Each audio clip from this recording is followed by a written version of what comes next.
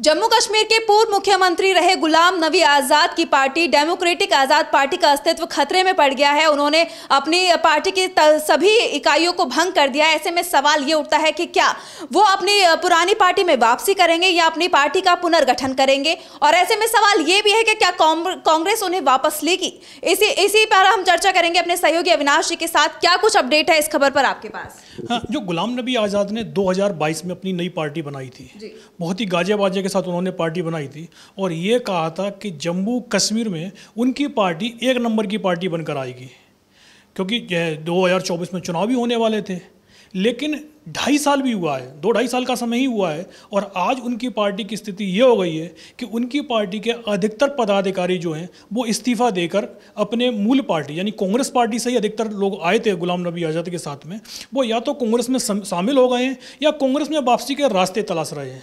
तो पार्टी के पास में जब ज़्यादा लोग नेता बचे ही नहीं थे, तो इसी के चलते गुलाम नबी आज़ाद ने अपनी पार्टी की सभी इकाइयों को, चाहे वो प्रदेश की इकाई हो, प्रांतीय इकाइयाँ हो या जिले की हो या निचले पंचायत स्तर तक की, सभी को भंग कर दिया है। अब सबसे बड़ा सवाल तो यही है कि गुलाम नबी आज़ाद के पास में आज की तारीख में इतने सहयोगी ही नहीं बचे हैं कि वो पार्टी को चला सकें। आपने देखा होगा कि 2022 में जब पार्टी बनाई, 24 में उन्होंने चुनाव लड़ा लोकसभा चुनाव, तो वो लड़ ही नहीं पाए, उनके पास कैंडिडेट ही नहीं थे।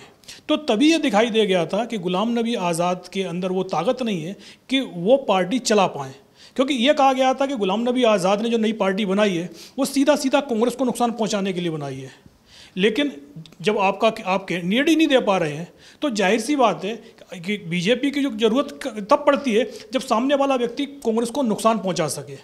लेकिन जब आप कैंडिडेट ही नहीं दे पाए तो बीजेपी ने भी जो गुलाम नबी आज़ाद से एक तरीके से अपना समर्थन वापस खींच लिया और उसका असर विधानसभा चुनाव में भी दिखाई दिया। विधानसभा चुनाव में भी गुलाम नबी आज़ाद सभी 90 सीटों पर उम्मीदवार नहीं उतार पाए। 90 क्या, वो तो कश्मीर रीजन की कोई पूरी सीटों पर भी कैंडिडेट नहीं दे पाए थे, उनकी पार्टी का खाता तक नहीं खुला था।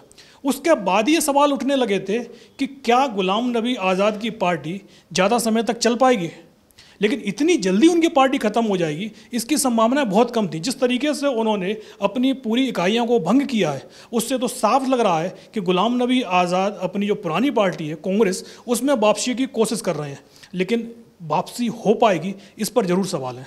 जी बिल्कुल, जो है गुलाम नबी आज़ाद का अस्तित्व और राजनीतिक अस्तित्व कहा जाए और उनकी पार्टी का भी राजनीतिक भविष्य बहुत खतरे में दिखाई दे रहा है। ऐसे में एक सवाल ये भी अविनाश जी कि हाल ही में विधानसभा चुनाव हुए हैं 2024 में, लेकिन इसका कुछ खास फायदा उनकी पार्टी को हुआ नहीं। इसके पीछे कारण क्या हो सकता है?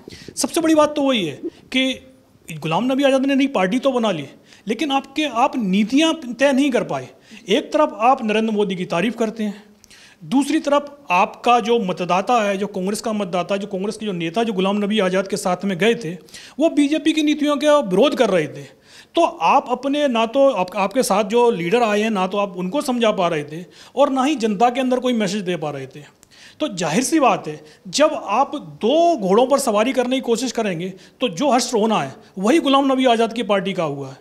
उनकी पार्टी का ना तो विधानसभा चुनाव में खाता तक नहीं खुल पाया, खाता तो दूर की बात है, उनकी पार्टी का कोई कैंडिडेट जमानत ही नहीं बचा पाया। तो उससे ही क्लियर हो गया था कि जम्मू कश्मीर की जनता ने गुलाम नबी आज़ाद की पार्टी को पूरी तरीके से खारिज कर दिया है। और जाहिर सी बात है कि अब गुलाम नबी आज़ाद जो करीब 50 साल से ज़्यादा समय से सियासत में है, उनके सियासी वजूद पर ही सवाल खड़े हो गए हैं। और इसीलिए क्योंकि आपके पास पार्टी है तो इसलिए आप दूसरे दल में संभवतः आपको फिर विलय करना पड़ेगा।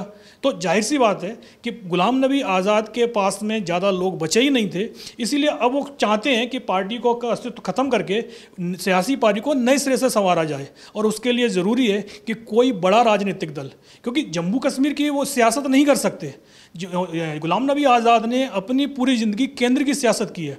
कुछ समय के लिए जम्मू कश्मीर के सीएम जरूर बने थे, लेकिन बाकी समय उन्होंने केंद्र की ही सियासत की है। और केंद्र की सियासत वो तभी कर सकते हैं जब किसी राष्ट्रीय पार्टी में वो शामिल हो जाएं। और जाहिर सी बात है कि कांग्रेस के अंदर ही उनका 52 साल का कैरियर रहा है। अब गुलाम नबी आज़ाद को ये चीज़ समझ में आ रही है कि उन्होंने जो स्टेप कांग्रेस की बेहतरी के लिए उठाने चाहिए थे और जिस तरीके से उन्होंने उल्टा कांग्रेस पर हमले किए, अब उनको ये चीज़ समझ में आ रहा है कि उनसे गलतियाँ कहाँ हो गई।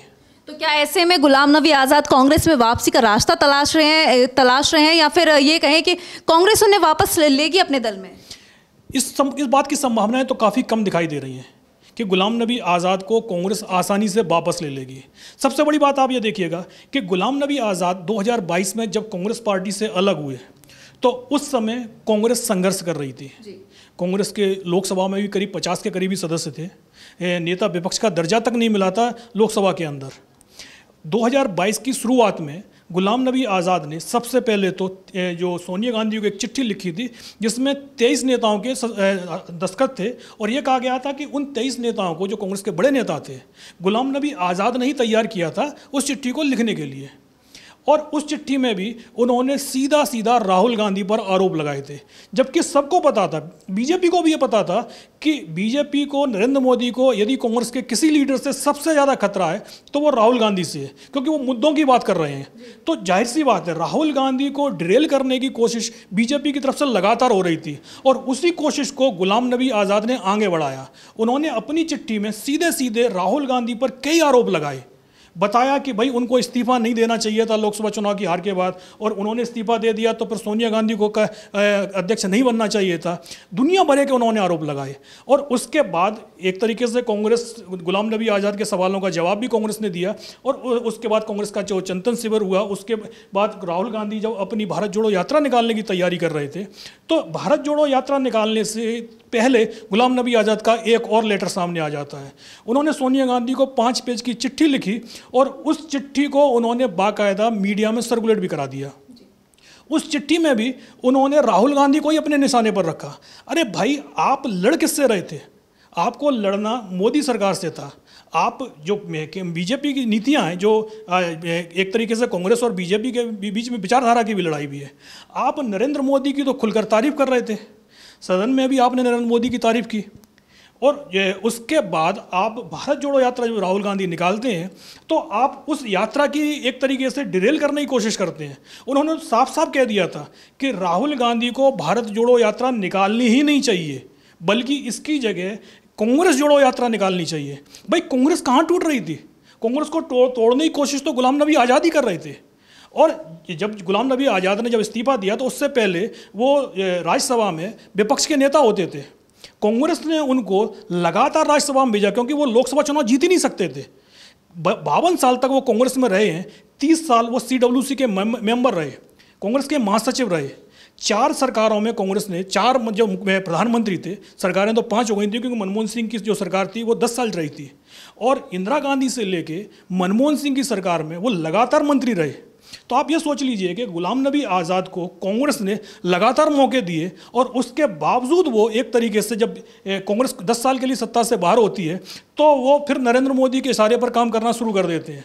तो जाहिर सी बात है ऐसे नेता की कांग्रेस के अंदर वापसी बहुत आसान नहीं होने वाली है। जी बिल्कुल, गुलाम नबी आज़ाद के सामने जो है सभी रास्ते बंद नजर आ रहे हैं और ऐसे में ये देखना होगा कि गुलाम नबी आज़ाद खुद को कैसे आज़ाद करवा पाते हैं, उनकी वापसी कांग्रेस में हो पाती है या फिर वो अपना राजनीतिक भविष्य कैसे बचा पाते हैं, ये देखने वाली बात होगी।